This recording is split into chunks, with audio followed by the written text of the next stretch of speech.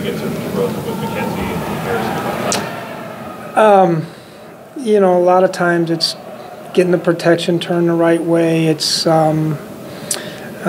know, I think maybe one time we just beat somebody. You know, just things happen. What do you think accounts for all those different passes? You know, I don't know. You know, I know a couple of them were on nakeds where you're not blocking the guy. You know, the thing is on the nakeds, if you're not running the ball a little bit the other way, then they never close with the run. They just run up the field and go after the quarterback, and that's happened, you know, many times this year, really. So, you know, that's something we're going to have to fix and correct.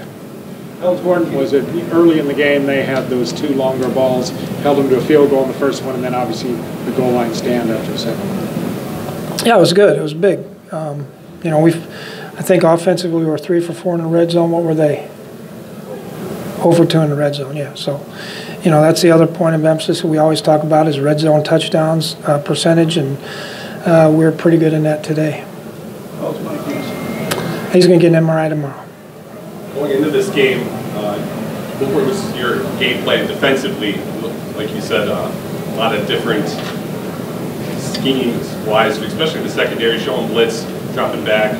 Looked like he was confusing Rosen for a good part of the game, and then with crowd noise as well. Is that something you guys install? I think we should play the skull chant a lot more than what we do. I don't know who's in charge of that, Rick, but 2 times a game doesn't get it. So we need to do that a lot more when we're at home. I'm not going to give you my game plan. Do you think that you mentioned earlier that you wanted to simplify some of the parts of the defense going forward? Do you think that accounted for kind of the return of the third down defense? Well, we have a lot of things on third down that we can go to. You know, the play that Anthony Harris made was a great play. I mean, we were in the right defense and they ran the right play, but he made a great play on the ball.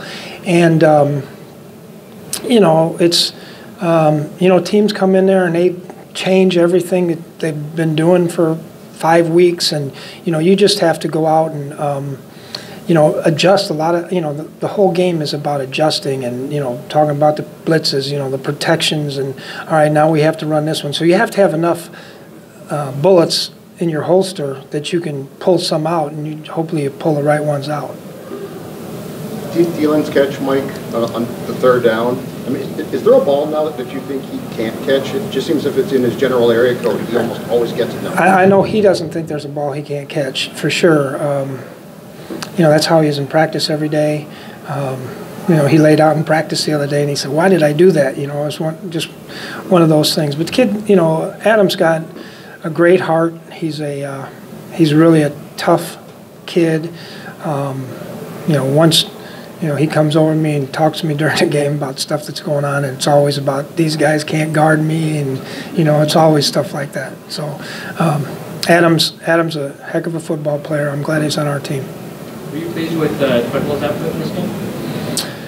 Yeah, from what I can tell, I mean, I know he had a couple catches there early, you know, and I don't know what happened later on. You know, honestly, I got so much stuff I'm doing during the game.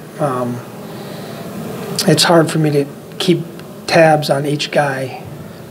Mike, you've already faced 2 rookie quarterbacks, facing another one next week. Are you, as a defensive coach, past the point of thinking these guys are rookies, that they're sophisticated enough to run NFL offenses this early in their career? Yeah, you know the thing that I always think about is every one of these young quarterbacks, rookie quarterbacks, they've all won a lot of games in their life. You know, comebacks and you know, in college and things like that. So all these guys have always done it, and so we have the utmost respect for every quarterback that we play. Mike, obviously, when you brought him here, you knew he was the guy that you wanted to lead your team. But what was it, and when was it? Maybe a few years ago, you decided Kirk Cousins had the leadership abilities you wanted to coordinate. Yeah, it wasn't a few years ago.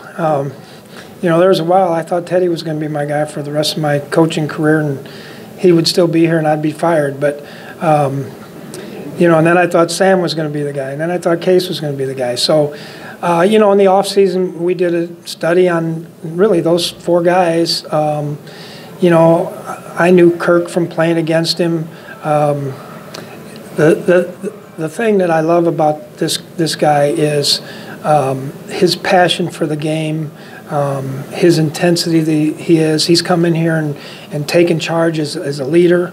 But when Rick and myself and Flip and George Payton, when we sat in there and we evaluated all the quarterbacks, and we came out with a consensus, and that was the one we wanted to go with, and everybody was all in. Cousins has been among the league leaders in fumbles over the past 3 years. Pending the results of today's game, he might now lead again the league in fumbles. Is that something you're concerned about? Yeah, I'm concerned about all fumbles, but yeah, we've got to do a better job. I think the two that I can remember that he fumbled, both times guys were coming from behind him, and so he's got to, when he starts moving up in the pocket, he's got to be ready to put the ball away. So we'll address that. Good, thanks.